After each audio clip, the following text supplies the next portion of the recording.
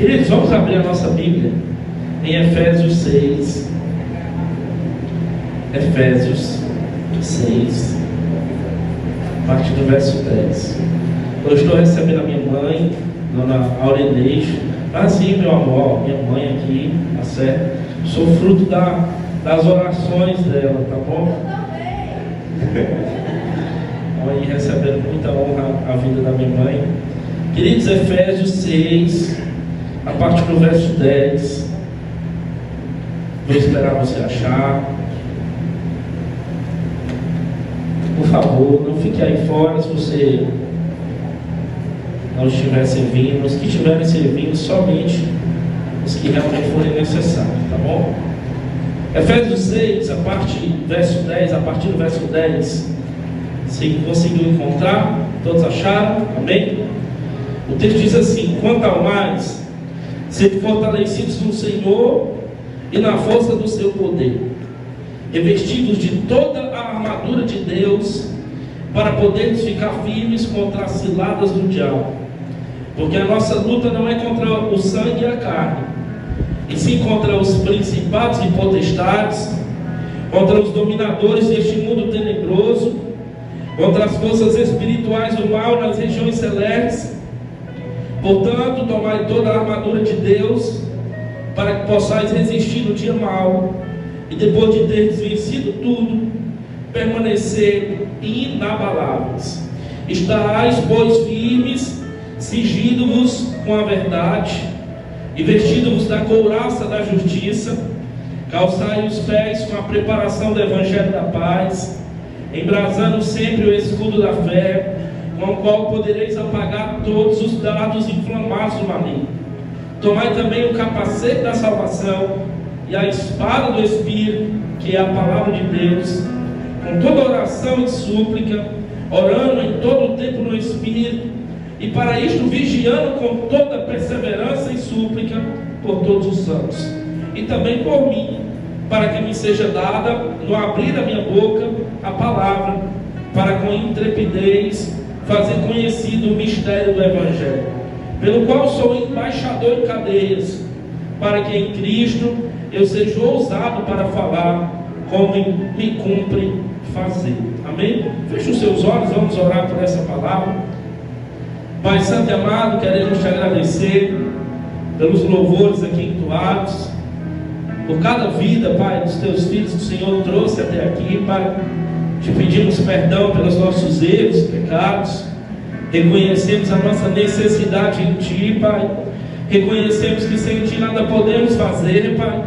Reconhecemos que precisamos do Teu amor, da Tua graça e da Tua misericórdia, que nos sustenta, que nos mantém de pé, Senhor. Te pedimos por cada família aqui representada. Talvez a esposa veio, mas o marido ficou em casa. Os filhos ficaram em casa. Nós te pedimos por essa família, que essa família seja alcançada, que essa família seja ministrada por Ti, porque o Senhor fala através de visões, de sonhos, de canções, de palavras, e que essas pessoas sejam alcançadas por Ti agora, no nome de Jesus. Envia anjos ministradores agora, Senhor, e independentemente do local onde eles estejam, Pai, que eles estejam sendo cercados por Ti, pelos Teus anjos, e recebendo em Ti, Pai, no Seu Espírito, Pai, um despertar da Tua parte, Pai. Te entregamos o momento da palavra. Eu te peço, Senhor, que o Senhor tire toda distração, toda divagação mental, toda ansiedade, todo pensamento confuso, torpe, todo pensamento após culto, pensamento de amanhã, que nós possamos nos concentrar aqui, Pai. Que os nossos pensamentos sejam levados cativos à Tua obediência, Pai. Que os Teus anjos, que são nossos corservos, possam estar aqui diante de nós, nos guardando, nos protegendo de toda armadilha, de toda a barricada do inferno. Que nós possamos sair daqui revestidos de todo o poder, Senhor. Revestidos da Tua armadura, Senhor. Muitos sem armadura, muitos com as armaduras desajustadas, muitos com as armaduras sujas, Pai. Mas hoje nós vamos sair daqui como um exército alinhado, Senhor, chamado por um general de guerra, Pai, pelo Senhor dos exércitos, Pai. para nós possamos resistir no dia mau, Senhor. Nos mantém firmes, vigilantes. Te entrego a minha vida diante do teu altar. Te peço graça e perdão, e que o Senhor me use apenas como um canal, um instrumento. É assim que eu te oro e te agradeço, no nome de Jesus. Amém e amém. Aplauda o nome do Senhor. Glória a Deus. Queridos, a carta de Efésios, a qual foi o texto que lemos, eu gostaria que você deixasse a sua Bíblia aberta, por favor. Sempre que for eu que estiver ministrando a palavra, você pode deixar a sua Bíblia aberta, tá? Deixar a sua Bíblia aberta, porque é assim que é a exposição da palavra. A Bíblia tem que estar aberta. Deixa aí ela aberta nesse texto. Antes de entrarmos propriamente aqui nos tópicos a qual o Senhor quer nos ministrar essa noite, eu gosto de trazer uma espécie de contexto. Eu vou fazer isso rápido, porque a minha ideia aqui é fazer uma exposição do verso 10 ao verso 20. A carta de Efésios, escrita pelo apóstolo Paulo, onde o apóstolo Paulo passou 3 anos nessa cidade, uma grande cidade da Ásia, e ali ele edificou essa igreja. Mas quando ele escreve essa carta aos Efésios, essa carta ele escreveu na prisão. Paulo estava preso quando escreveu a carta aos Efésios, juntamente como escreveu a carta de Filipenses, de Colossenses. Ele escreveu todas essas cartas na prisão. Ele estava preso. E preso ali em Roma, a sua primeira prisão em Roma, esperando o julgamento de César, Paulo começa a escrever essa carta aos Efésios. Essa carta, diferentemente das suas outras epístolas, das suas outras cartas, a qual ele escreve para várias igrejas, é uma carta que não tem fundamentos particulares da igreja de Éfeso, como é das outras cartas. Por isso essa carta, segundo os teólogos, é conhecida como uma carta circular. Ele não escreveu justamente falando só de problemas específicos da igreja de Éfeso, mas referente a toda a igreja. É uma carta doutrinária, é uma carta teológica, e ela tem para nós muitas coisas interessantes. Aqui o verso 6, a qual eu li, do 10 ao 20, Paulo ele vai tratar de um tema que é muito debatido nos nossos dias, às vezes de uma forma errada, às vezes de uma forma certa, que é o tema da batalha espiritual. Quem já escutou sobre isso? Amém. Então Paulo ele vai trazer um descortinar para nós. Paulo ele vai abrir as cortinas e vai trazer para nós do que se trata a nossa luta. Para quem lutamos? Lutamos contra quem? Lutamos? Que características o nosso inimigo tem? De que forma podemos estar posicionados para, como ele mesmo disse, resistir ao dia mau? Você já teve um dia mau? Todos nós temos dias maus. Às vezes o dia amanhece bonito, às vezes o sol brilhou lá na fazendinha, mas tem dia que não. Tem dia que tudo dá errado. Tem dia que você sai de casa, o pneu da moto fura, o pneu do carro fura, você se atrasa, tudo acontece. São os dias maus. É de repente uma notícia de uma doença que você recebe, uma notícia de uma dívida que aparece. Do nada aparece uma dívida. Do nada você recebe uma cobrança indevida. São os dias maus. Esses dias são normais para nós cristãos. Eu não posso ser leviano com você e dizer que você vai ter só uma vida de vitória. Ah, sua vida é de vitória em vitória. Não. A vida do cristão não é essa. A vida do cristão sempre foi pautada por lutas, por dificuldades, por dissabores, pelos dias maus. Mas Paulo traz para nós um entendimento de como resistir ao dia mau, de como estar posicionado ao dia mau. Ele quer trazer um entendimento de a nossa luta é contra quem? A minha luta é contra o meu chefe que está me perturbando no meu trabalho. A minha luta é contra o meu cônjuge. A minha luta é contra o meu líder de ministério. A minha luta é contra quem? E ele vai trazer esse entendimento para nós. Ele começa a dizer: quanto ao mais sede fortalecidos do Senhor e na força do seu poder, revestidos de toda a armadura de Deus, para poderes ficar firmes contra as ciladas do diabo. O diabo é astuto, ardiloso. Queridos, nós temos um inimigo. Nós temos, na verdade, 3 grandes inimigos. Você sabe quais? Primeiro, o diabo. Segundo, a carne. E segundo, o mundo. E terceiro, o mundo. Nós temos 3 inimigos. E o inimigo, o nosso arquirrival, que é o adversário das nossas almas, é a qual Paulo traz esse relato aqui, para que possamos ficar firmes contra as ciladas do diabo. Ele continua dizendo: porque a nossa luta não é contra carne nem sangue. A nossa luta não é contra pessoas. A nossa luta é contra principados, potestades. E ele vai trazendo uma hierarquia lá do outro lado, porque eles são organizados. Ele traz uma hierarquia lá, ó: principados, potestades, contra os dominadores deste mundo tenebroso, contra as forças espirituais do mal. Ele traz a hierarquia, o que dentro da teologia nós chamamos da ordem no meio da desordem.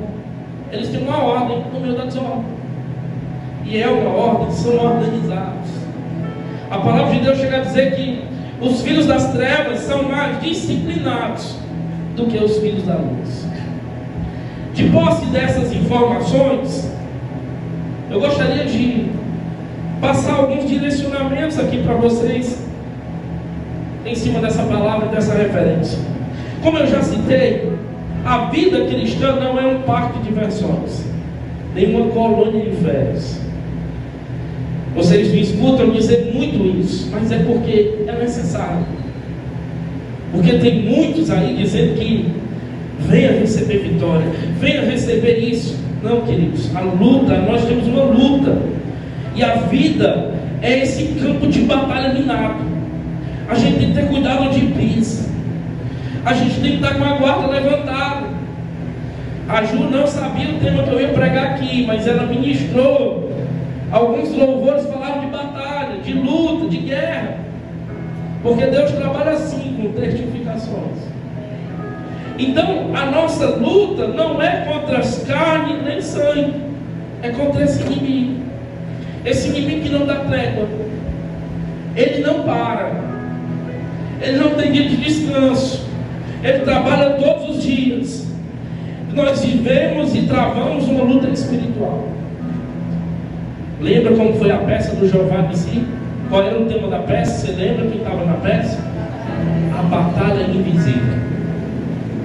Nós não estamos vendo, mas a batalha está sendo travada. Nós não estamos conseguindo ver com os nossos olhos naturais, mas ela está sendo travada. É uma batalha espiritual, é uma batalha invisível. Enquanto tem anjos, tem demônios.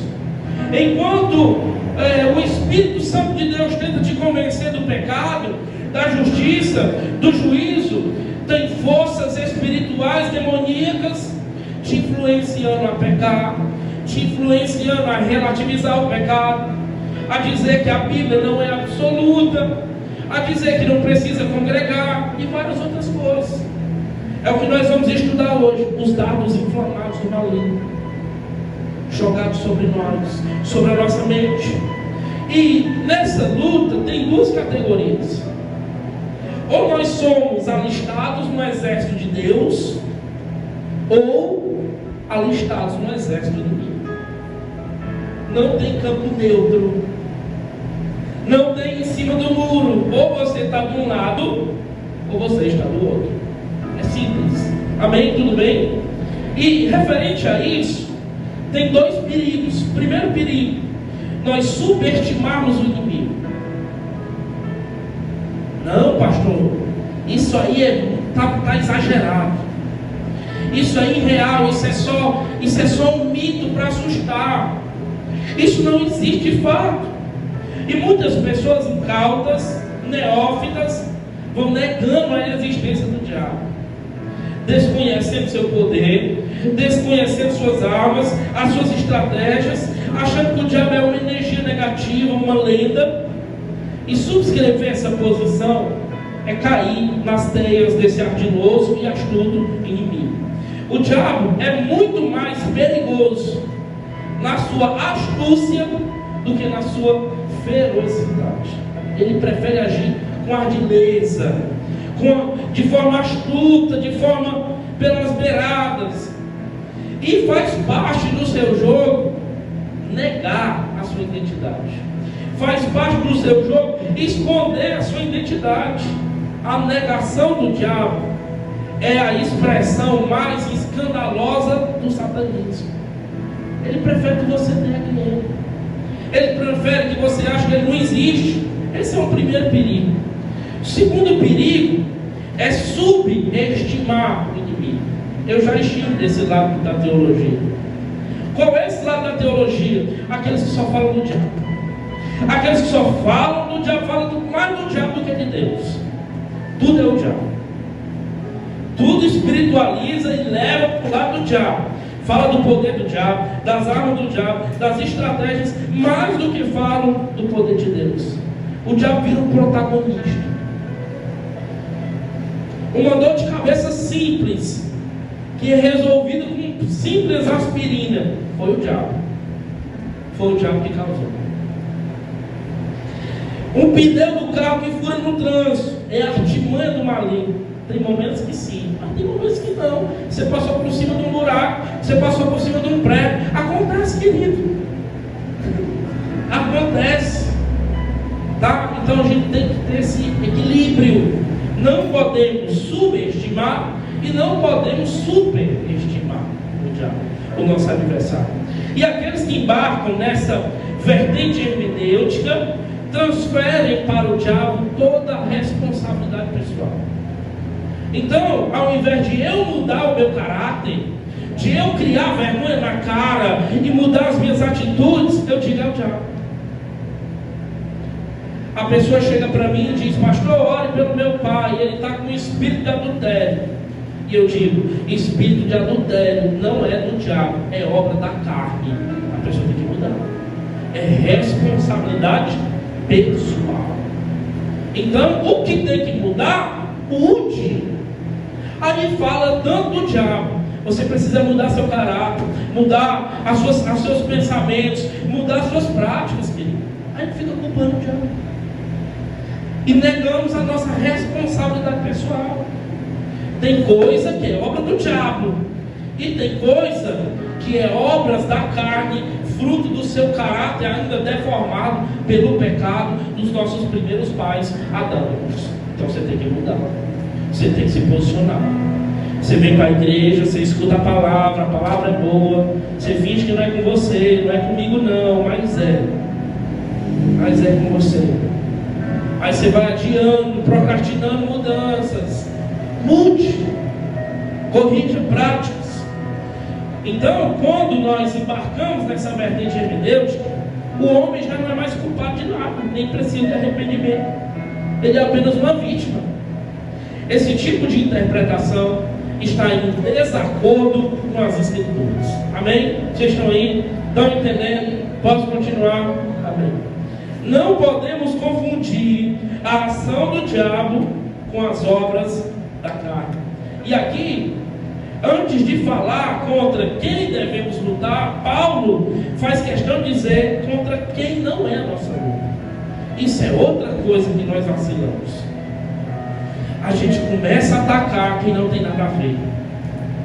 A gente não tem o discernimento espiritual adequado. Nós não temos o feeling espiritual e começamos a atacar quem não tem nada a ver.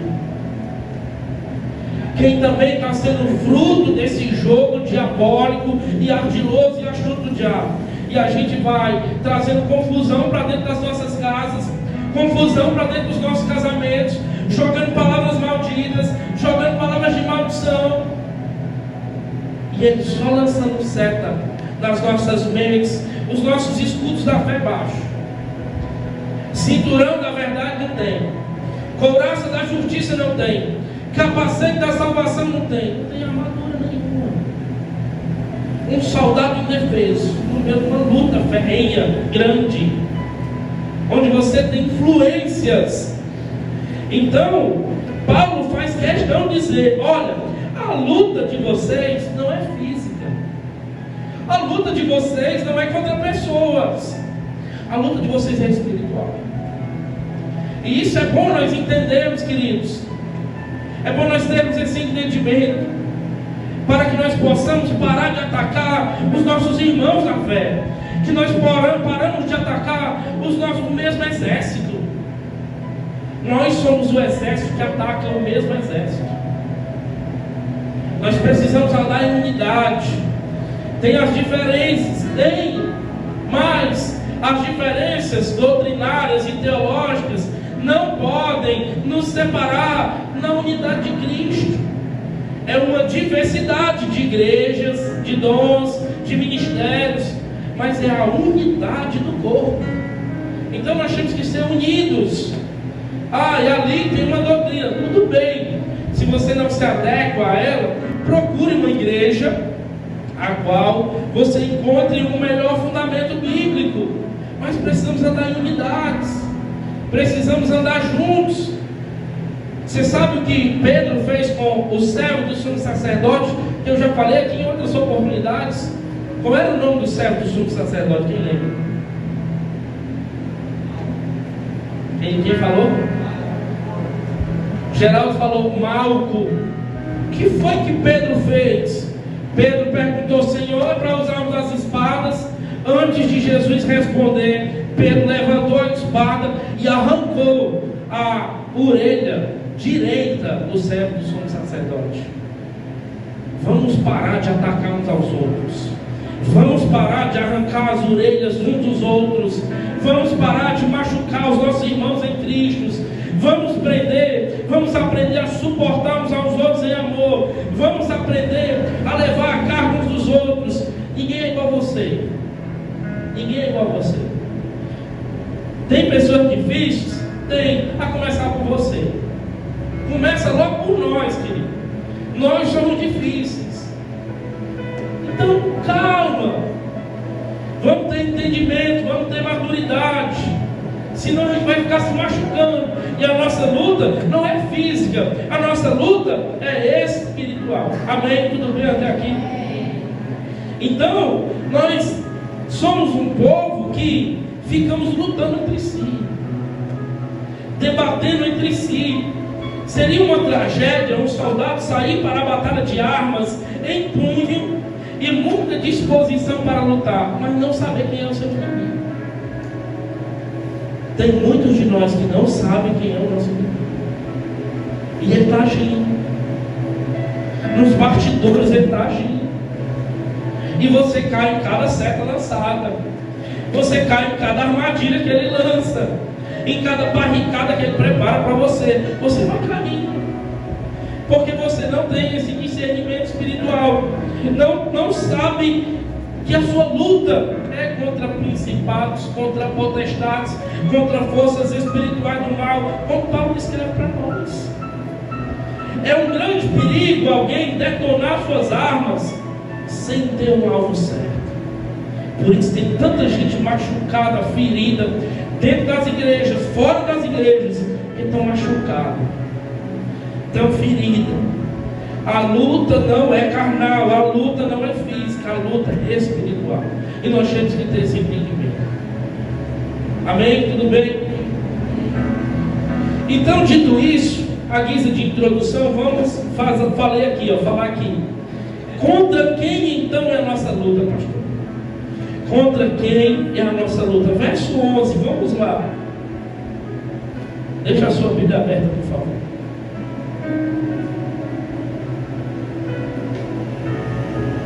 O verso 11, Paulo está dizendo: revestivos de toda a armadura de Deus, para poderes ficar firmes contra as ciladas do diabo. Pronto, aí você já descreve na sua Bíblia: ciladas do diabo.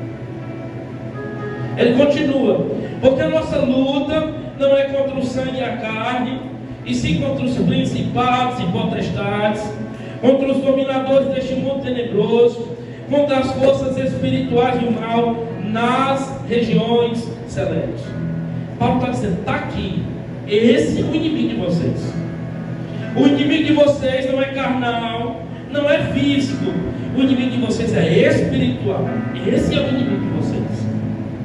É contra eles que você deve lutar. É contra ele que você deve estar revertido. É contra ele que você deve estar preparado contra as ciladas. Pronto, deixa eu trazer esse relato para nós. A nossa luta é contra esse inimigo. Ele é o nosso inimigo. E eu quero trazer aqui algumas características desse inimigo. Apesar dele não ser onipresente, onisciente e onipotente como o nosso Deus, ele tem agente espalhado por todos os lugares. A palavra de Deus diz que o diabo, nosso adversário, lá em 2 Pedro diz que ele é como um leão, bramando ao nosso derredor, buscando a quem ele possa tragar. Ele está espalhado, vendo cada palavra que sai da nossa boca, vendo cada atitude que nós temos, vendo como procedemos, vendo como somos no secreto. Porque uma coisa é ser alguém no público, uma coisa é ser alguém no púlpito, no ministério, na presença das pessoas. Outra coisa é ser alguém sozinho. Outra coisa é ser alguém dentro do teu quarto só você. É outra coisa. É outro nível de batalha. É aí que você mostra quem você é. Eu costumo dizer que ser crente dentro da igreja é a coisa mais simples e fácil do mundo.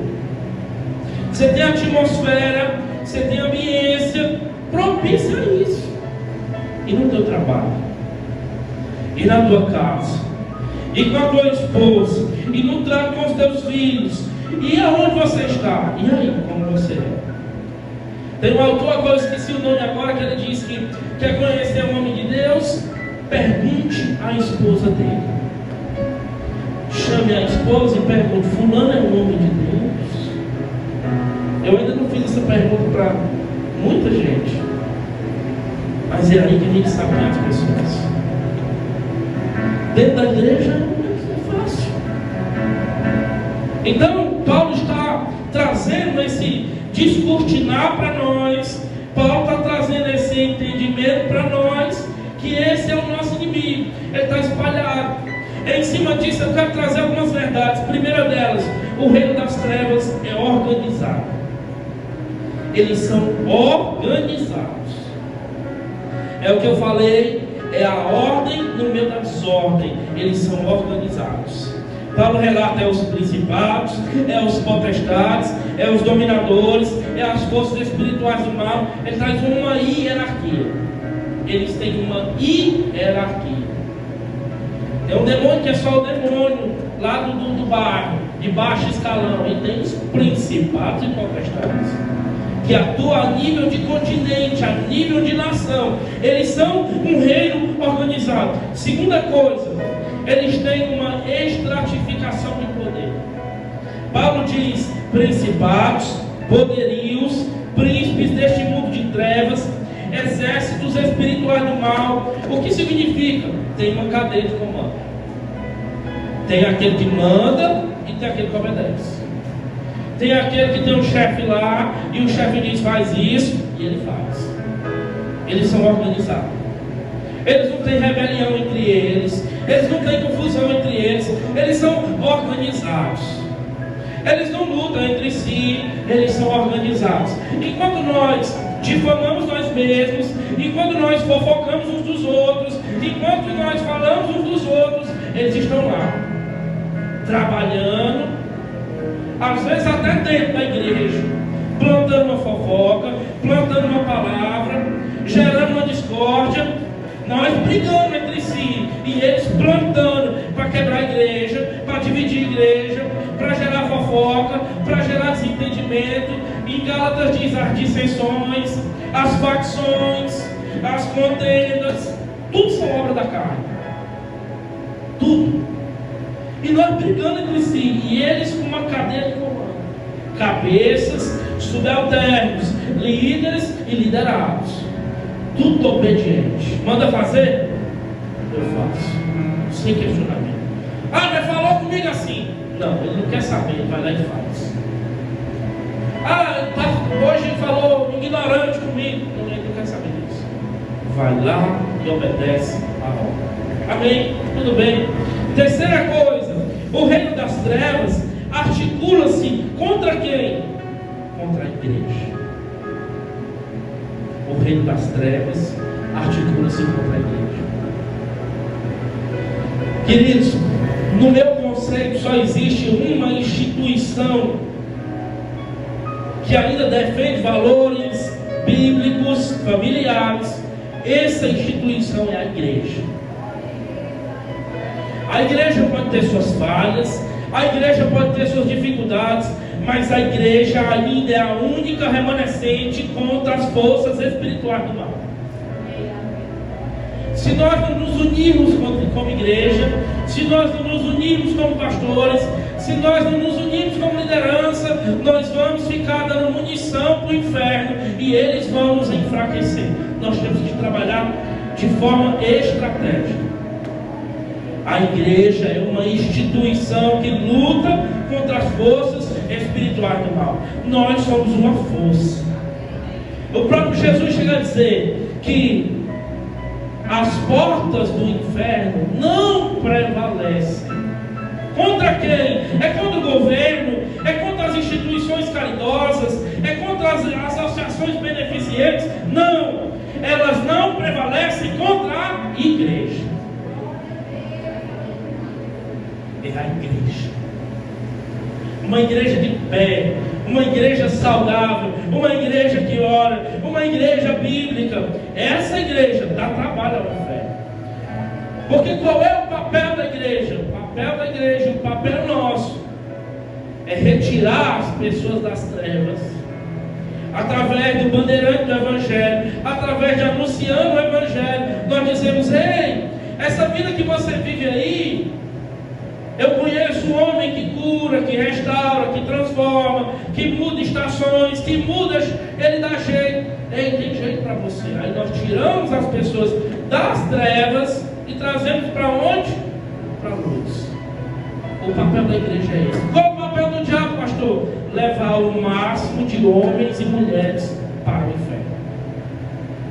Esse é o papel dele. Ele já sabe que está condenado. Ele já sabe que ele é um perdedor. Ele já sabe que ele não tem jeito. Mas o que ele quer fazer? Levar o máximo de pessoas com ele. Levar o máximo de pessoas com ele. E nós somos uma instituição que muitas das vezes nós vamos lá na ponta, ó. Arrancamos, tiramos das trevas e vamos tirando e levando para a luz. Esse é o papel da igreja. Amém? Esse é o papel da igreja. O diabo e os seus demônios estão rodeando a terra, passeando por ela, como podemos ver lá em Jó. Você lembra lá do relato de Jó?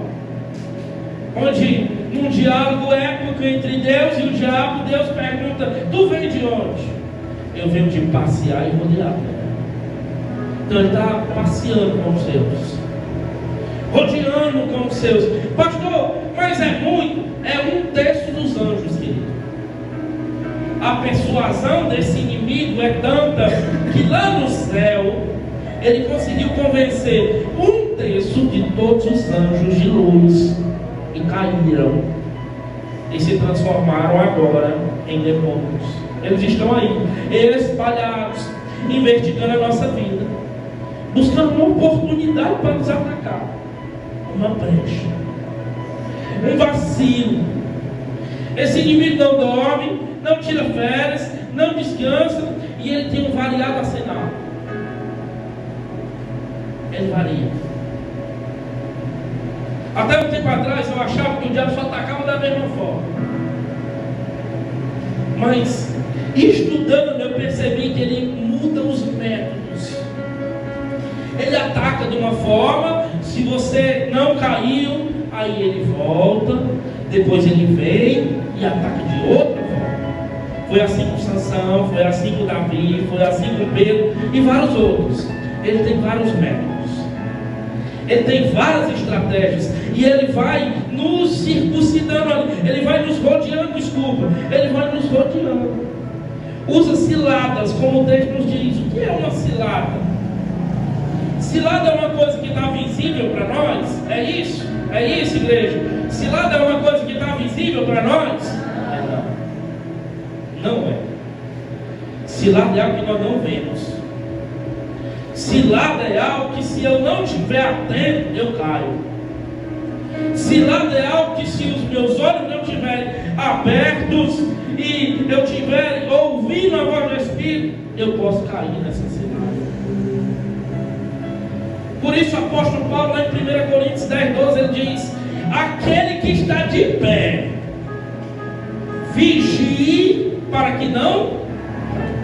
Ele está dizendo: vigia, fica atento, porque se tu não vigiar, tu vai. Está aqui as ciladas do diabo, a qual o apóstolo Paulo traz para nós. Então esse inimigo, queridos, ele é um inimigo invisível. Nós não vemos ele.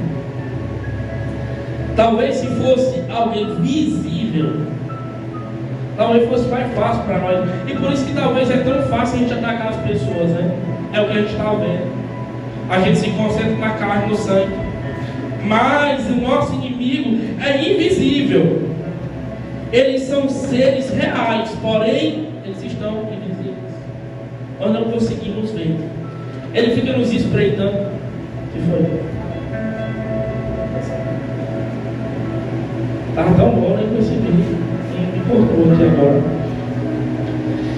Um leão que ruge ao nosso derredor, escutando as palavras que falamos, as nossas atitudes, acompanhando os nossos atos, aquilo que praticamos. Pastor, ele sabe o que pensamos? Não. Ele não é onisciente, mas o que você fala, ele escuta. Ele está ao redor. Se você, num momento de raiva com a sua esposa, diz: esse casamento é falido, eu não sei para que eu casei, ele escutou. Se você, no momento de ira com o seu filho, declara a palavra sobre ele, dizendo: tu é burro, tu é mentiroso, tu é isso, tu não vai dar em nada, tu não sei o que, sabe o que aconteceu? O diabo escutou. Ele escutou. E ele vai usar isso contra você mesmo. Ele vai usar essas ferramentas contra você mesmo.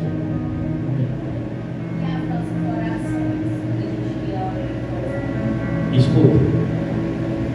Por isso nós vamos entender aqui, finalzinho, que Paulo diz assim: orando em espírito. Nós precisamos aprender a, em determinados momentos, orar em espírito. Porque o que eu penso, ele não sabe. Aí só o meu Deus, que é onipotente, detém toda a força, todo o poder, é onisciente, conhece todas as mentes, e ele é onipresente, está em todos os lugares. Amém. Só o nosso Deus. Então não dá para nós enfrentarmos e guerrearmos o nosso adversário com armas carnais. Ele é um inimigo maligno. A Bíblia chega e chama ele de vários nomes. Chama ele de diabo, Satanás, assassino, ladrão, mentiroso, destruidor, tentador, maligno, serpente, dragão, Abdom, Apolion. O seu intento, como diz João 10:10, é roubar, matar e destruir. Esse é o nosso adversário.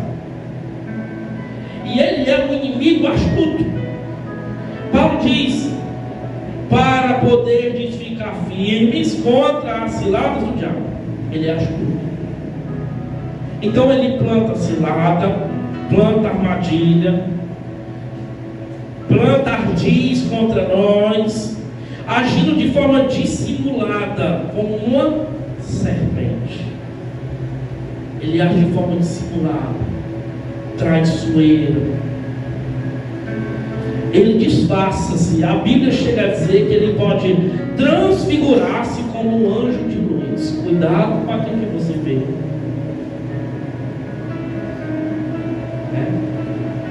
Porque ele pode transfigurar-se.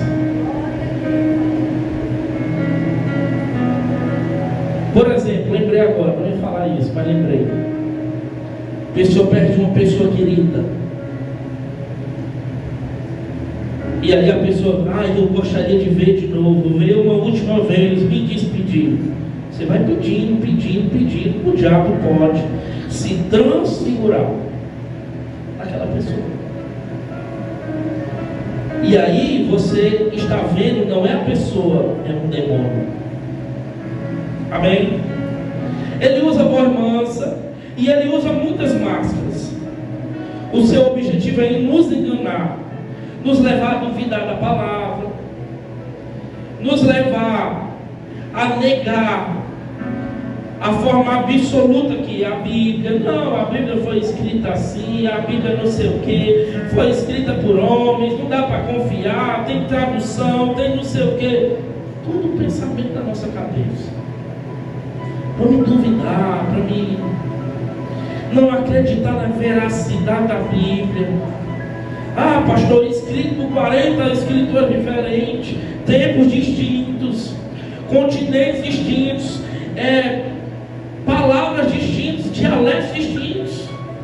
Foi escrito por homem. Aí Paulo diz a Timóteo: a Bíblia é divinamente inspirada pelo Espírito Santo. Se você já teve a oportunidade de ler, eu já tive a oportunidade de ler algumas vezes, você vai ver que ela tem uma harmonia sobrenatural. Você vai encontrar essa harmonia nos seus escritos. Apesar dos escritores serem diferentes, não se conhecer a maioria deles, a palavra não se contradiz. Então ele quer trazer engano. O diabo foi o primeiro intérprete da Bíblia. Lá no jardim do Éden, com Eva. O primeiro intérprete da Bíblia. O primeiro que gerou dúvida no coração e na mente de Eva. E Eva caiu na sedução do inferno, na sedução do diabo. Muitas vezes o diabo faz o homem atingir o seu ápice, e enche o homem de orgulho, e enche o homem de altivez. Se eu não cantar, não funciona, a igreja não pega fogo. Se eu não tocar, se eu não pregar, querido, nada é sobre nós, tudo é sobre ele. Não tem a ver conosco, tem a ver com ele. Cuidado com o orgulho, cuidado com a soberba, cuidado com a altivez, cuidado com o nariz empinado. Pastor, nós somos o quê? Apenas instrumentos. Como vocês sabem, eu gosto de falar, somos apenas jumentinhos. Se Deus não estiver em cima de nós, não serve de nada. Então nós não somos nada. Deus pode liberar palavras de sabedoria para mim, palavras de conhecimento, dom, revelação, profecia. O que eu sou? Nada. Sem Ele eu não sou nada. Então Ele usa isso contra nós. Porque qual foi o pecado original do diabo? Vocês sabem? Vamos lá. Qual foi o pecado original do diabo? Vocês sabem? Falem, podem falar. Querer ser igual a Deus, orgulho, né? Foi um pecado dele. E ele vai fazer isso conosco. Querer que a gente atinja. Não, se fosse eu fazia melhor. Se eu tivesse sentado na cadeira do comando, eu fazia melhor. Se eu fosse o pastor, eu fazia melhor. Se eu fosse o líder do ministério, eu fazia melhor. Aí quando se senta, aí é que se sabe onde o sapatinho aperta. Aí a gente só presta tanto da forma dele. Cuidado, pode ser que essa dardo inflamado do orgulho e da altivez possa ter penetrado no seu coração. Mas hoje você vai se revestir da armadura de Deus, e todos os dardos que entraram no seu coração, na sua mente, serão arrancados no nome de Jesus. Amém? Então Paulo ele vai dizer: olha, tomai toda a armadura de Deus para que possais resistir ao dia mau. Outra coisa, ele é um inimigo persistente. O verso 13, parte B diz: e havendo feito tudo, permanecer firmes. O diabo e suas hostes não desanimam, não param de nos atacar. Eles são derrotados uma hora, eles vão voltar com uma outra estratégia,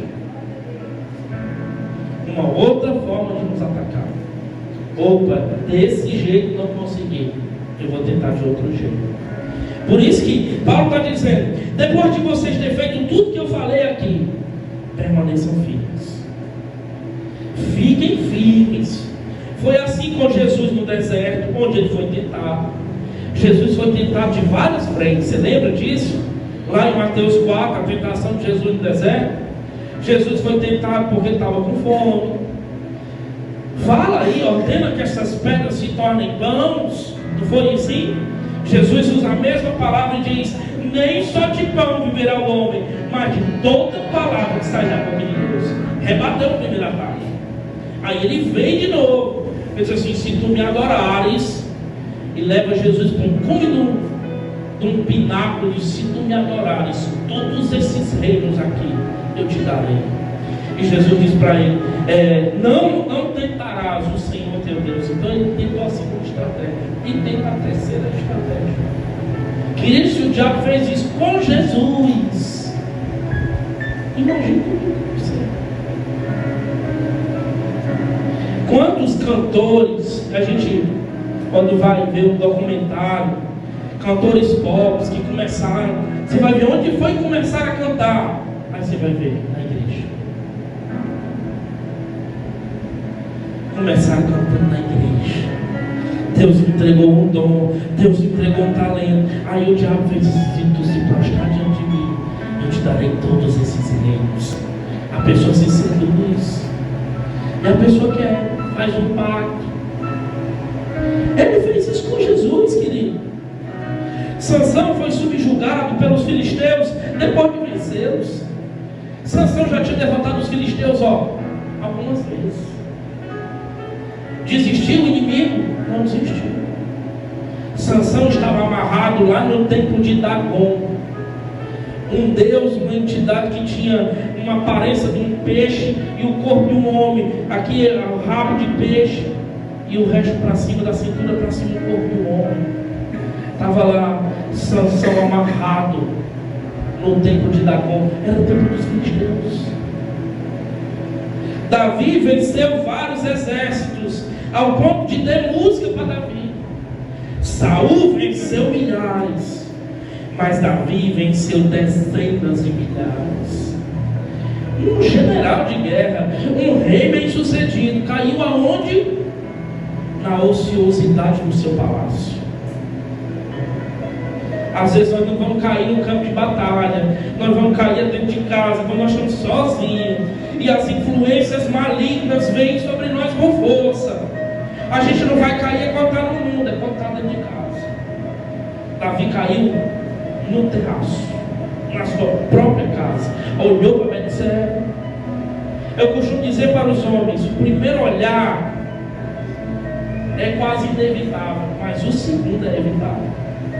Você pode olhar a primeira vez, mas na segunda retira o seu olhar, porque senão pode descer no seu coração a cobiça. A cobiça pode levar ao adultério, que foi o que aconteceu com Davi, e Davi consumou o ato. Esse inimigo também é um inimigo numeroso. Paulo fala de principados, poderios, príncipes.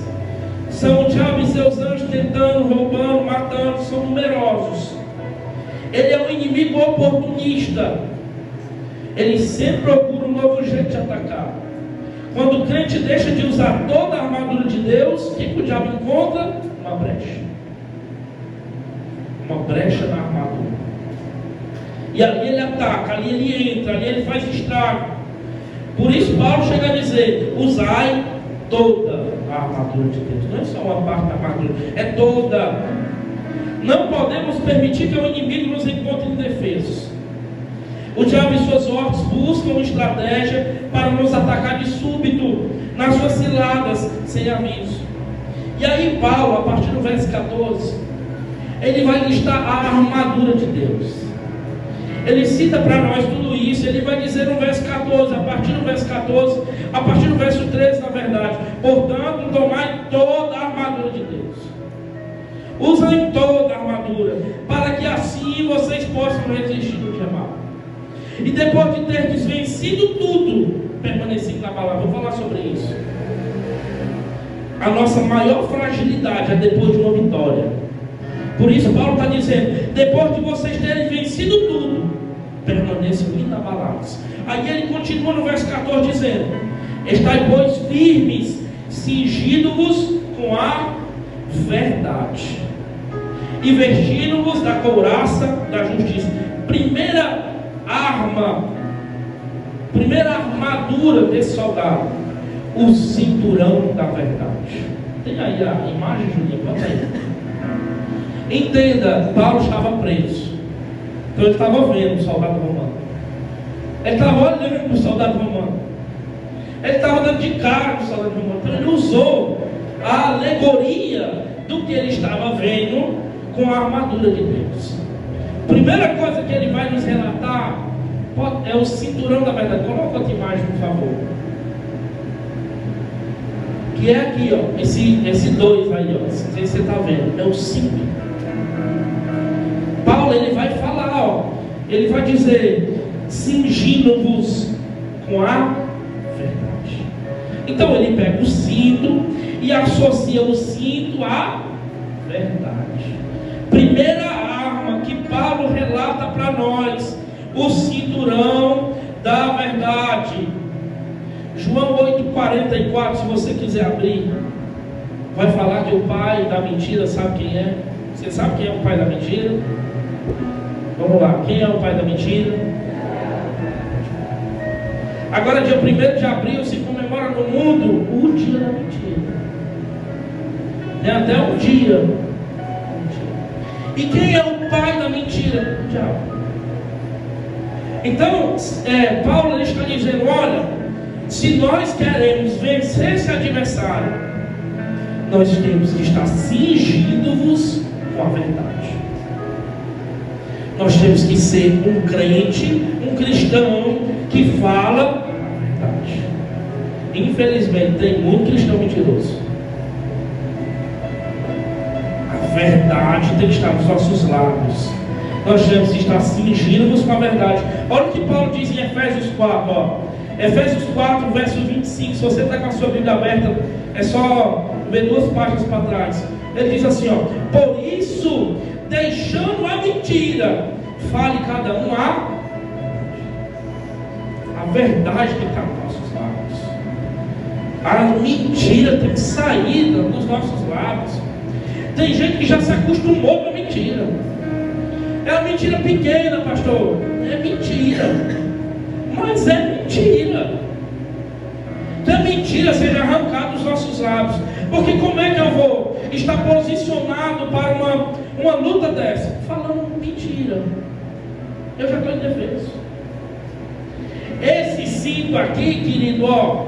Esse cinto era o cinto onde ficava preso o quê? Preso todo o resto da armadura. E nesse cinto era onde ele colocava a espada. A espada do Espírito, Paulo chega a chamar, que é a palavra de Deus. Como eu vou querer declarar a verdade da palavra de Deus se a minha vida é mentira?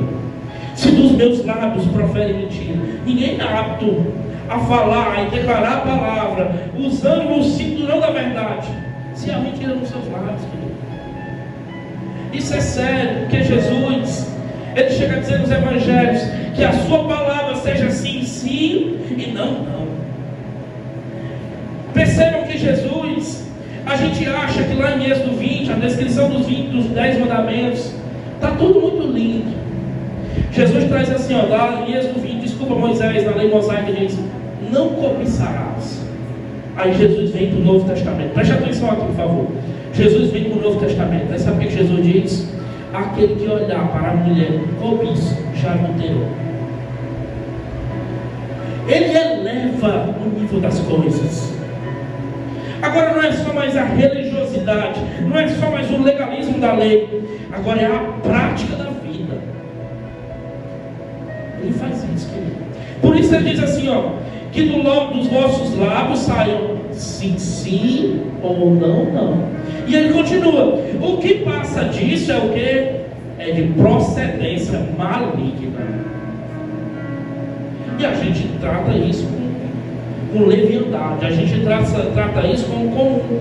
Querido, se eu digo que vou, eu vou. Se eu digo que não vou, eu não vou. Se eu digo sim, é sim. Se eu digo não, é não. Isso é Jesus, é a palavra de Jesus. A gente tem que ter essa seriedade. Aí eu estou levando um dardo inflamado direto na minha armadura, passando, sabe por quê? Porque não tem cinto que segura a armadura. Não tem verdade. Não existe verdade nos meus lábios. Eu não consigo acreditar na tua palavra, porque eu não sei se tu vai. Eu não tenho confiança. Precisa de verdade. Cinturão da verdade. Amém? Estão aí? Porque uma hora as mentiras são desmascaradas, querido. Uma hora a máscara da mentira cai. Elas caem. Você pode usar a máscara que for. Deixa eu te falar, a Bíblia diz, uma hora o que está em oculto vai ser revelado. Não tem problema. Você pode enganar a mim, você pode enganar seu pai, sua mãe, seu chefe. Você pode enganar quem você quiser. Uma hora as máscaras caem ao chão. Eu costumo dizer, é melhor você confessar a tentação, a dificuldade, do que você ficar se enganando. Davi ficou mentindo sobre o seu caso com Betseba 1 ano. Tem gente vivendo mentira em cima do altar. Pelo amor de Deus, vamos ter temor e reverência com o Senhor, queridos. Aí depois a gente vê escândalo. Pastor que falava dos outros pastores, estava tendo um caso com uma mulher há não sei quanto tempo. Tenha temor de subir no altar. Cadê o cinturão da verdade? Não tem que ter verdade. Como é que você vai falar a verdade, que é a palavra, com uma vida de mentira? Não dá. É melhor você sair fora. Saia fora, dê um tempo. Pastor, não estou bem, não estou legal, eu estou em processo, tem muita coisa a ser ajustada. Não tem que se dar verdade, não. Eu vou sentar, eu preciso receber, eu preciso. Faça isso. Porque se você for para a luta sem esse cinto, você vai penar nas mãos do inimigo. Você vai penar nas mãos do inimigo. Esse cinturão, como falei, segurava as outras partes da armadura. Que coisa boa é termos um momento de integridade, uma consciência limpa. É bom demais. Até quando as pessoas falam da gente, teve um ano atrás, a pessoa falou de mim, rapaz, fiquei tão mal, porque eu não tinha feito nada. Quando a gente faz, a gente sabe, rapaz, eu fiz. Mas quando você não faz, aí vem a justiça própria dentro de você. Mas você não fez nada, mas pelo menos a consciência está limpa, eu não fiz. Esse sangue não está diante de mim. Consciência limpa, cinturão da verdade. Eu enfrento o inimigo de cabeça erguida. Eu vou para cima, eu vou para frente. Não tem mentira. Esse cinturão segura a espada. A não ser que você pratique a verdade, você não pode usar a palavra da verdade. Temos que ser verdadeiros. Não tem que ter mais. Que você não. Já teve dia de eu não estar bem aqui. Eu chamar alguns diáconos. Olha, eu não estou bem. Olhem por mim. E pronto, e está tudo bem. Eu não sou super-homem. Você não é super-homem. Você vai ter os seus dias maus. Você vai ter as suas vulnerabilidades. Mas não adianta você querer expressar uma vida que você não tem. Isso se chama falsa piedade. Isso se chama máscara. E as máscaras caem. É melhor você revelar que você é pequeno, que você não pode, que você é fraco, mas o Senhor te faz forte. É melhor. E assim nós andamos, querido, com a verdade, posicionado com a verdade. O cinto fica onde? No centro do corpo. Jesus deve ocupar o centro das nossas vidas. A palavra de Deus chega a dizer em João 14,6, se não me engano, Jesus é a verdade, o caminho, a verdade e a vida. Ele é a verdade. Ele é verdadeiro. E nós, como seus seguidores, precisamos viver a verdade. Devemos buscar a vontade para nós, a vontade de Deus e não a nossa. O cinto circunda toda a nossa cintura. Jesus deve circundar todas as áreas da nossa vida. Tudo isso nos ensina uma coisa: na batalha espiritual não dá para vencer com mentira, com máscaras. Não existe vitória na batalha espiritual sem Jesus, sem a verdade que é Jesus. Não existe. Amém? Vocês estão aí? Eu vou para a segunda armadura. Estou com pressa? Só a Bruna que disse: meu Deus. Posso continuar? Quem me dá 5 minutos, levanta a mão. Levanta a mão, por favor. 5, 10, 20, 25, 30, 40, 45. Então mais de uma hora aí. Glória a Deus. Segunda arma aqui, segunda armadura, couraça da justiça. Mostra aí, Juninho, o número 4, ó. A couraça. Ela protegia do pescoço até os órgãos vitais. Ela vinha até aqui. Era a couraça. E Paulo ele faz essa associação. Couraça da justiça. Porque, queridos, nós estávamos mortos dos nossos delitos e pecados. Aí Jesus morre na cruz por nós. E Ele nos justifica. Ele nos traz uma justiça. Nós somos justificados por Ele. Por isso Paulo diz: é a couraça da justiça. Essa vestimenta, ela era feita de metal, cobrindo o pescoço ao peito, protegendo os órgãos vitais que, se atingidos, levavam à morte.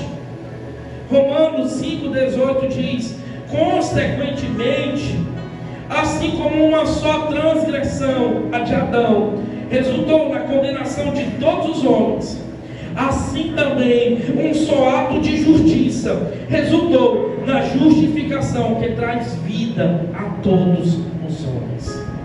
O pecado entra por um homem, Adão, e o último Adão vem e nos justifica. Sabe o que Paulo está dizendo aqui? Paulo está dizendo: olha, quando o inimigo lançar sobre vocês setas, lembrando da vida pré-regressa de vocês, lembrando do tempo que vocês viviam práticas que vocês não vivem mais, lembrando da vida de pecados e delitos que vocês viviam, se revistam da couraça da justiça, porque vocês estão justificados por Ele. Vocês estão justificados. Mas há uma situação aqui. A justificação o Senhor fez por nós.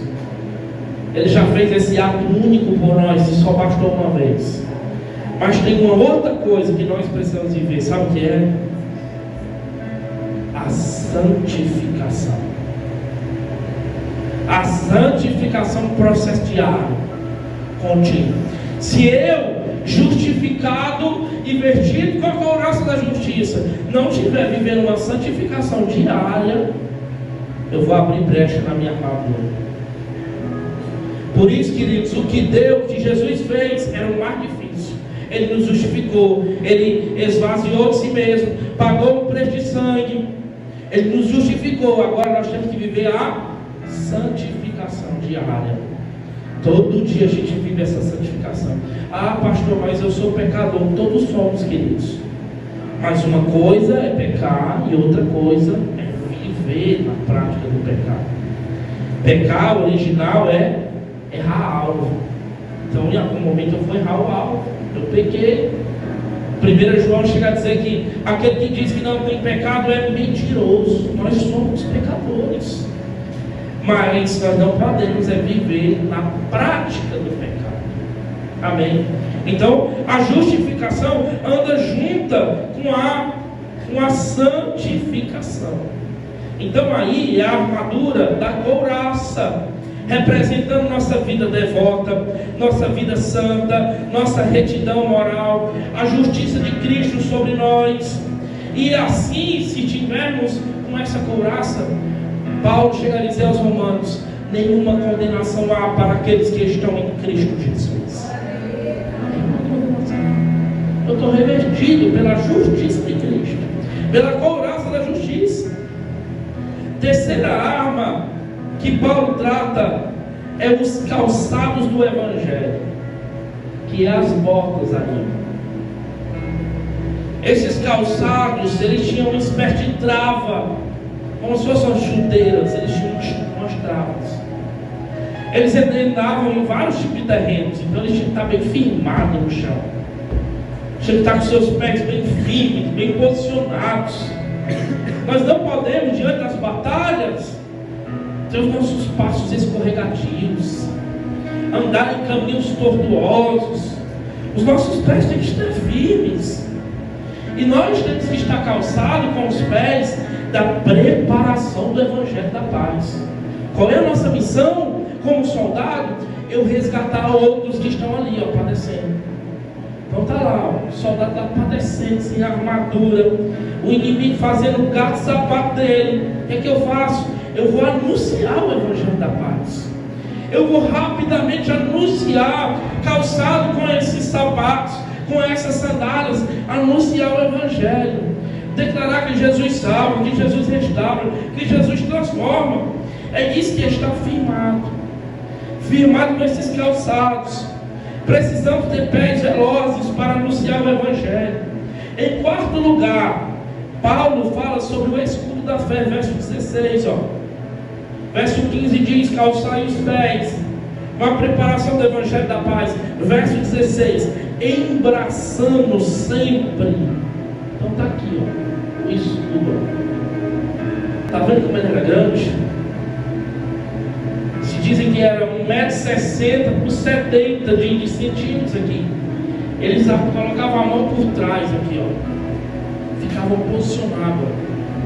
Por isso Paulo diz, embrasando às vezes, sempre você tem que estar com o escudo levantado. Por quê?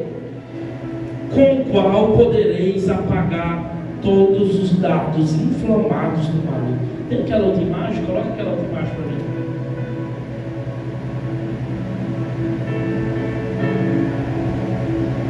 Não, tem outra.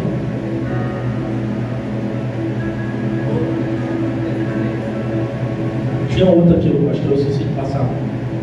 Que era o que? Eles pegavam flechas, e não flechas comuns, eles colocavam fogo na ponta das flechas, e eles lançavam essas flechas, esses dardos inflamados contra os soldados.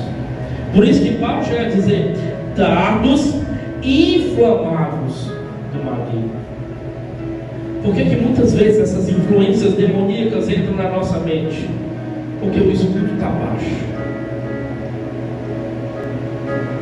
Eu não estou embrasando, segurando o escudo, o meu escudo que faz eu rebater esses dardos malignos em chamas do inferno. Essa arma, que eram os dardos de fogo, não apenas feriam, mas incendiavam os soldados. Não apenas machucava, mas queimava, incendiava os soldados. E o diabo tem lançado muitos dardos sobre nós, queridos, na nossa mente, trazendo dúvidas, trazendo desconfiança, trazendo pensamentos torpes, trazendo inclinações à carne, trazendo cobiças, trazendo um sentimento de inquietude. Tudo isso é dardo inflamado do maligno. Ele vai lançando na gente. Por isso eu tenho que estar sempre segurando o escudo, sempre. Eu sou um guerreiro. Pastor, não tem descanso? Não dá para baixar a guarda. Se eu baixo a guarda um momento, ele vai jogar.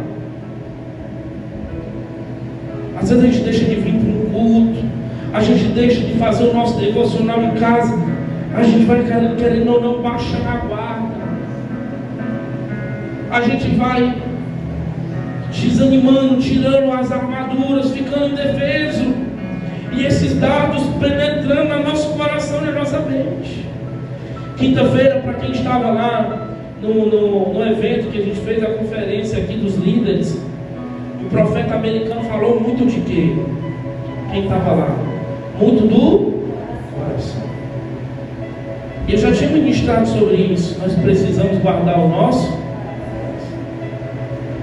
Muita coisa entrando no nosso coração. Você às vezes tem uma coisa com a pessoa nem sabe. A pessoa nunca nem fez nada contigo, mas foi uma seta maligna lançada e entrou dentro da tua mente, dentro do teu coração. São essas setas, querido, que eles jogam, os dados inflamados, os pensamentos de vingança, as mentiras, os ardentes desejos de pecado. Você está lá tentando viver, e de repente vem aquela vontade, aquele ardente desejo, esse dado. Aí você levanta o escudo da fé, você rebate o dado. No início da minha caminhada cristã tinha um verso, e quando esses dados penetravam em mim, eu comecei a declarar esse verso. Eu dizia: todo pensamento, que todo meu pensamento seja levado cativo à obediência, Senhor. Vinham os pensamentos contra mim, eu começava a declarar a palavra, eu começava a falar versículo, eu começava a dizer: guardei a tua palavra no meu coração para não pecar contra ti. Eu começava a declarar versículos, porque foi assim que Jesus venceu os dardos inflamados do inferno, foi com a palavra. Nós temos que saber a palavra, nós temos que fazer uso da palavra. Existe a oração da palavra, orando com a palavra. Muitos de nós doentes emocionalmente por conta desses dardos que entraram dentro de nós. Mas, queridos, na autoridade do nome de Jesus, eles serão removidos hoje. Dardos de ressentimentos, de mágoas.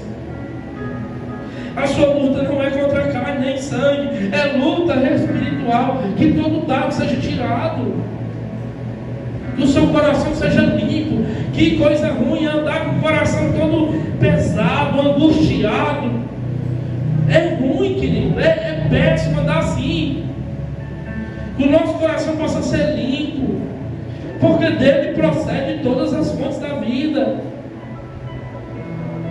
Se não apagarmos esses dardos pela fé, porque o escudo é o quê? É o escudo da fé. Nós temos que andar com essa fé, com essa certeza, com essa convicção. Se nós não apagarmos esses dardos, eles vão acender fogo em nosso interior, e nós vamos nos rebelar, vamos nos obedecer a Deus. O diabo tem todo dardo inflamado na sua aljava, querido. Todo dardo que você pensar tem na aljava dele. Ele fica só espreita, vendo: peraí, qual é o dardo que eu vou lançar agora? É o do desânimo? É o do medo? É o da ansiedade? Ele pega o dardo da aljava dele, e joga em nós. Que você aprenda a levantar o escudo da fé, querido, posicionado em Deus, revestido, couraça da justiça, cinturão da verdade, couraça da justiça, calçado com os pés, a preparação do Evangelho, e agora levantando o escudo da fé. Amém? Em quinto lugar, Paulo fala sobre o capacete da salvação. Como ir para uma guerra sem o escudo, sem o capacete na cabeça? Aí o capacete. Tinha que ir com o capacete. Não dá para um soldado estar no meio de uma luta sem capacete. Fala da onde? Da nossa. Os dardos vêm no nosso coração, mas tem esses dardos lançados aqui, Eu costumo dizer que muitas das vezes o jogo do diabo ele é psicológico. Ele vai atacar a nossa mente. Se a nossa mente estiver bem, nós andamos, nós caminhamos.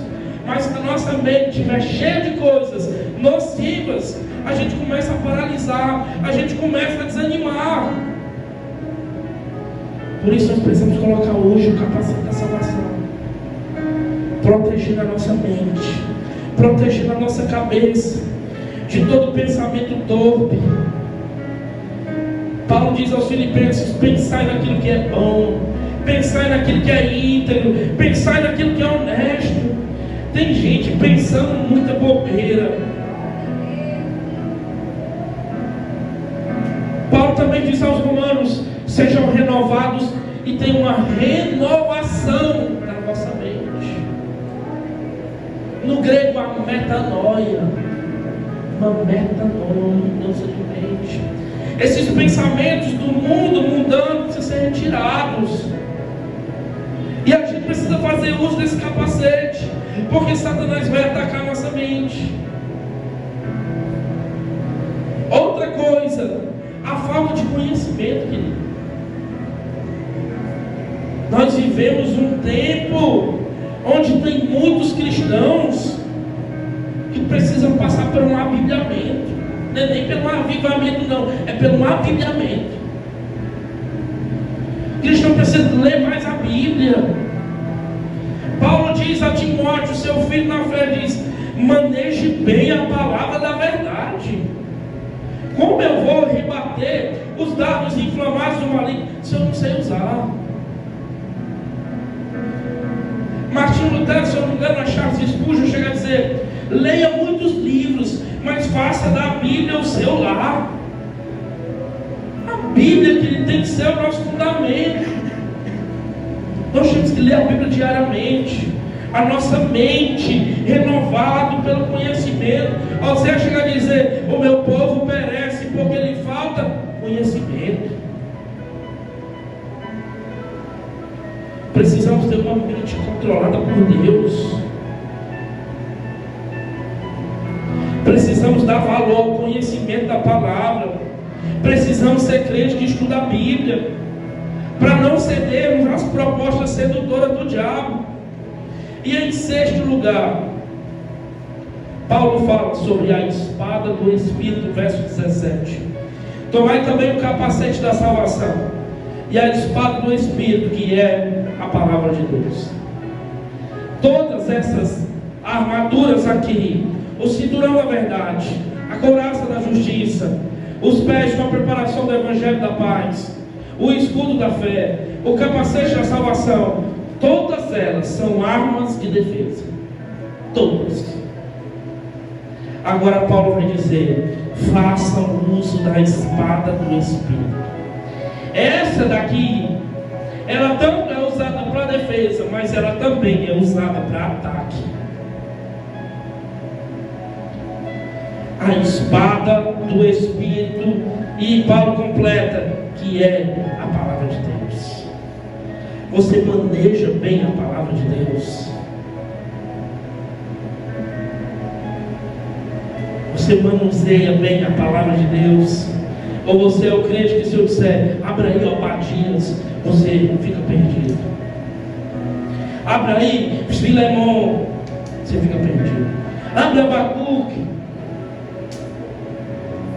Vivemos um tempo onde manejamos muito o aplicativo no celular e perdemos o manejo da Bíblia.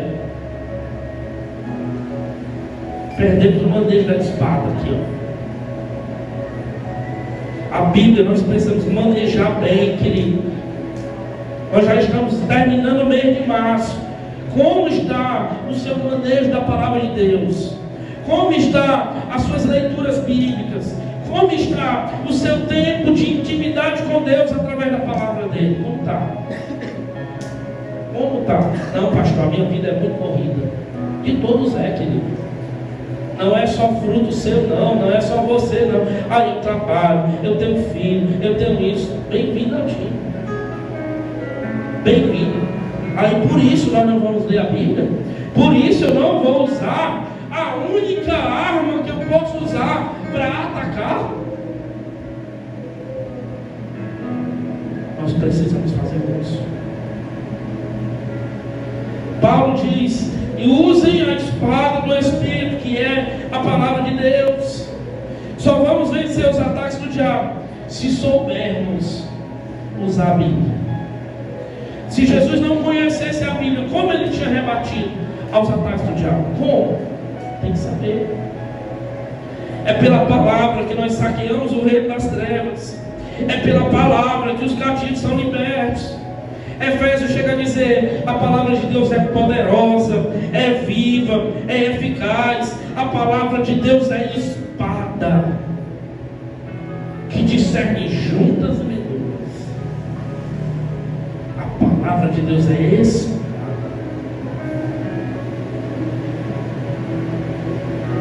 Precisamos conhecer a palavra. A Bíblia nos afasta do pecado, ou o pecado nos afasta da Bíblia. Ou a Bíblia nos afasta do pecado, ou o pecado vai nos afastar da Bíblia.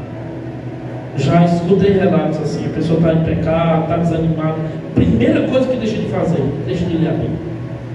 Porque tem vergonha, porque tem um sentimento de acusação, porque tem um sentimento de culpa. Primeira coisa que deixa de ler a Bíblia. Volte a ler a sua Bíblia. Volte a se posicionar com essa espada. Infelizmente, há crentes mais comprometidos com a coluna esportiva do jornal do dia do que a palavra de Deus. Todo dia, eu tenho certeza que você abre um site e vê uma das notícias ali. E a Bíblia? Todo dia você... Peraí, deixa eu ver as atualizações aqui do meu time. Qual o teu time, irmão? Tem não? Ceará, né? Ceará, né? Eu não falei de propósito não, tá, gente? Mas tá lá o Ceará, né? Aí ele vai lá, atualiza. Vamos ver aqui. Pedro Raul fez o gol do título, não sei o que, não sei o que. Mas da mesma forma que eu tenho essa atualização com coisas do mundo,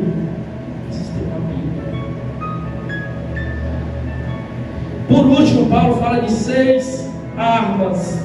Eu gosto de dizer que ele não frisou, ele não elencou essa, mas para mim ela faz parte. Efésios 6, estou terminando, verso 18 diz assim: com toda oração e súplica, orando em todo o tempo no Espírito, e para isto vigiando com toda perseverança e súplica por todos os santos. Paulo encerra a armadura com a oração. A 7ª peça dessa armadura é a oração. E o poder para nós vencermos essa guerra é estarmos com essa armadura alinhada e termos uma vida de oração. A guerra espiritual não é uma ficção, querido. O fato do nosso inimigo ser invisível não quer dizer que ele é irreal, ele é real. E para nós enfrentarmos, nós vamos ter que fazer uso de armas espirituais. Armas convencionais não vão vencê-los. Nós precisamos dessas armas espirituais, poderosas em Deus, para desfazer sofismas, derrubar fortalezas e desbaratar o inimigo das nossas almas. Eu quero trazer mais algumas verdades aqui. Verso 10. Precisamos do revestimento do poder de Deus. Paulo começa dizendo: finalmente fortalecidos no Senhor e na força do seu poder. Não podemos entrar nessa arena de combate pensando na minha força. Eu sou cara, eu tenho tantos anos de igreja, eu sei do meu ministério, eu sei. Você está pensando na sua força, você vai cair nas ciladas do diabo. Revestivos na força e no poder do Senhor. Falei isso aqui domingo passado, quando eu preguei no Salmo 84, que nós precisamos e encontramos a nossa força em Deus. Nós somos fortalecidos em Deus, querido. Se você achar que você não precisa de ajuda, que você sabe tudo, já é o primeiro degrau da sua queda. Nós precisamos ser revestidos do poder de Deus. Entenda uma coisa muito forte nessa batalha espiritual: sem a autoridade espiritual, vamos ser humilhados. Dentro de uma batalha espiritual, se você não tiver autoridade, o inimigo vai te envergonhar. Ele te envergonha mesmo na cara. Nós temos que estar revestidos do poder de Deus. Nós precisamos ter a autoridade espiritual. Não basta falar do poder, nós temos que experimentar o poder. A igreja contemporânea está sem poder. Estamos sem poder porque perdemos muitas vezes o foco com discussões bobas, enquanto deveríamos orar, jejuar, crer e fazer a obra de Deus na força do seu poder. Hoje a igreja tem extensão, mas não tem profundidade. Tem influência política, mas não tem autoridade moral. Tem poder econômico, mas está vazia de poder espiritual. Paulo chega a dizer assim, eu não posso falar só com persuasão de palavras. Eu tenho que ter demonstração de poder. Nós precisamos viver tempos onde o poder de Deus vai se manifestar. Poder de Deus. Precisamos de um batismo de fogo, e não do fogo estranho. Precisamos de uma obra do céu e não obras da terra. Em segundo lugar, Paulo diz: revestite toda a armadura de Deus. Uma oração são 7 peças. Na numerologia bíblica, o 7, sabe o que simboliza o 7? O 7 é o símbolo da plenitude. O 7 é o símbolo da perfeição. No grego, teleios, completo, pleno, cheio. Precisamos nos revestir de toda essa armadura, de toda. Se eu ficar só com uma parte, não vai servir, porque o diabo vai atacar onde não tem. Nós precisamos estar com toda a armadura, para não deixar brecha, não deixar flanco aberto. Em terceiro lugar, precisamos de vigilância constante, o verso 11. Olha lá o que diz o verso 11. Revestimos de toda a armadura de Deus para podermos ficar firmes contra as ciladas do diabo. Queridos, nós precisamos estar de olhos abertos. Precisamos aumentar a nossa vigilância espiritual. Precisamos ficar de prontidão para o combate. Nós não podemos fazer como os discípulos fizeram lá no Getsemane, dormiram.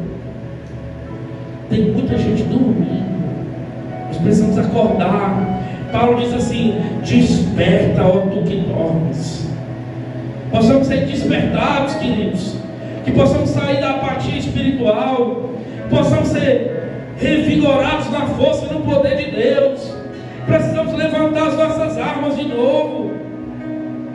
Precisamos ficar em prontidão. Vigiar é não brincar com o pecado. É fugir da tentação, é não ficar flertando com o pecado, com situações perigosas. Em quarto lugar, precisamos estar postos e não ceder às pressões.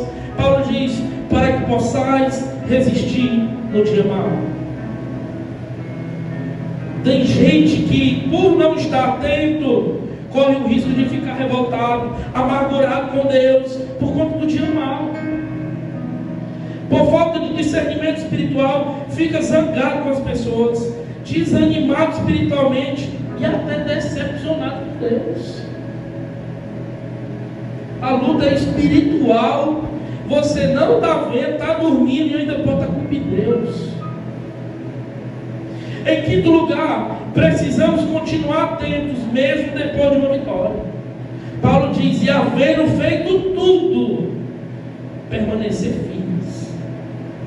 Se tem uma coisa perigosa, é depois de uma vitória a gente baixa a guarda.